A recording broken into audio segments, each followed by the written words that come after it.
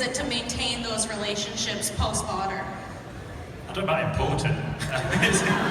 It's nice to, because we are genuinely good pals with everybody, because it's like when you go to school or university or whatever, you make really strong friendships, and we do. So just a couple of weeks ago we were in Los Angeles opening the new Universal Wizarding World of Harry Potter at Universal Hollywood. That's the official title.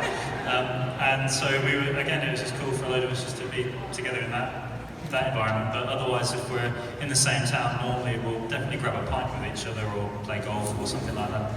I love that. I love that you guys still maintain those friendships. Let's talk about a little bit about the acting challenges. I mean, obviously, Fred's death. Spoiler!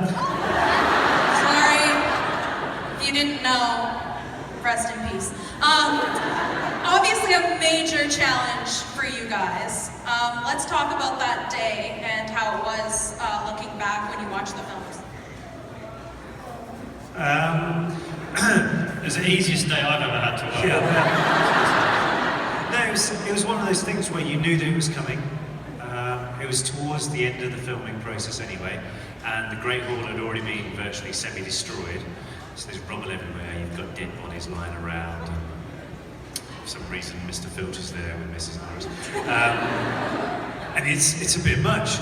And then I realised that, okay, I want to try and get this in as few scenes as possible, because at first I thought that it was going to be filmed on what's called a closed set, which is basically when it's you, the camera, the director, and whoever else is in your shot. Au contraire, I get onto the Great Hall for a run through, and it's packed. Like there's extras, there's grips, there's tours going around, and guests of guests and stuff. So I thought, okay, I don't want to be standing there blubbering like a little girl for that long.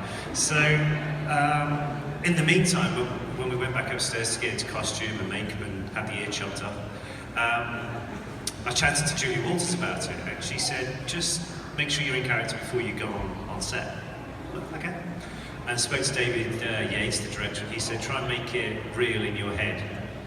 So go to a memory in your history where you've, I don't know, relatives died or anything like that. You're quite down on yourself with that shot. So I was like, okay, right, did that. And then you get on set, walk straight on, and then the makeup girl blows a little eucalyptus spray into your eyes, which will make you cry regardless of how you're feeling.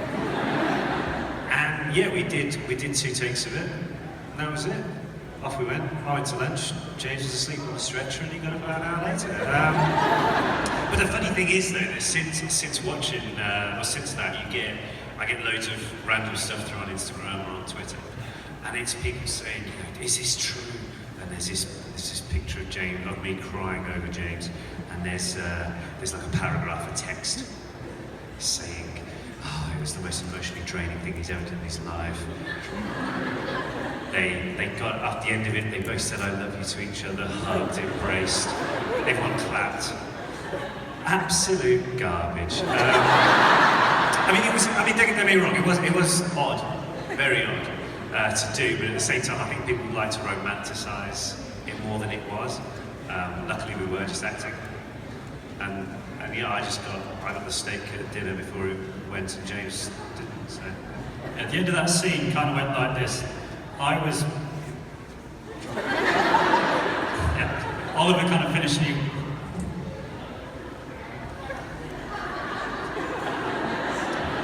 And just walked off, and I was just like left there. Okay. So yeah, it wasn't as romantic as we've been reading on the internet, but which is amazing because I thought everything on the internet was true. So who knows?